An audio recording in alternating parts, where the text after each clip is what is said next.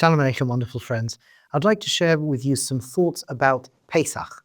And the thoughts that I'd like to speak to are thoughts about our mental health, our mental well-being, and showing how that mental health and mental well-being is directly connected to the Pesach story.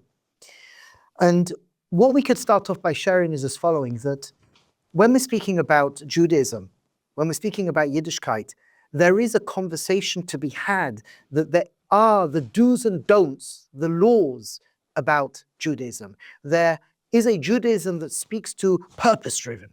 There is a Judaism that speaks to the world to come, that what I do now matters for the future.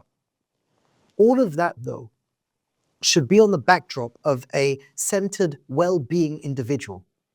That we're told by Rabbi Nachman in Likutei Maharan that when speaking about our connection to the divine, when speaking about our connection to Torah, we should be healthy. There should be a mental and physical sense of well-being.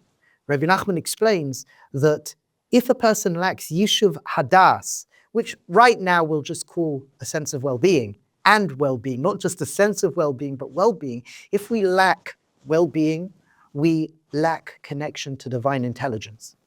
And what we can share is when speaking about Pesach is speaking about not just a physical liberation from Mitzrayim, from Egypt, but it's as well speaking it's speaking to a liberation of self internally, not just something external, but something internal as well.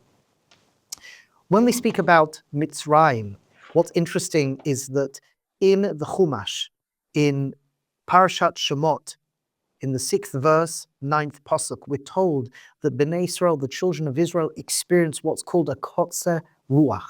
A kotzer ruach, Rashi explains, is that a person going through a suffering becomes imprisoned in that suffering. Literally, they couldn't breathe.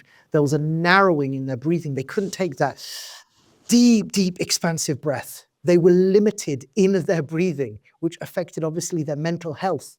It affected the way they experience life in the present moment. There was no sense of well-being. And more than that, the mystics explain when speaking about Mitzrayim, they speak about how consciousness was enveloped by this sense of imprisoning. Their thoughts, their feelings, their physical sensations constricted their true freedom.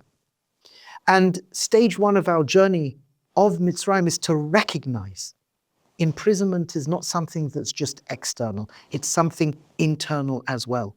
And when we're speaking to Mitzrayim, it's speaking to this pain point. It's speaking and giving rhyme and reason to this reality, that in Mitzrayim we were really deeply imprisoned within ourselves, apart from externally.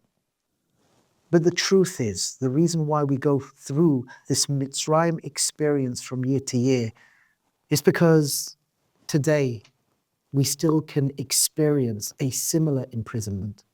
And when we're going through the Mitzrayim experience, the Haggadah experience, the Pesach experience, we're speaking to a deep level of liberation, knowing ourselves, feeling present, feeling healthy, and recognizing that the narrative of Mitzrayim is inviting us and asking of us to experience an internal liberation as well.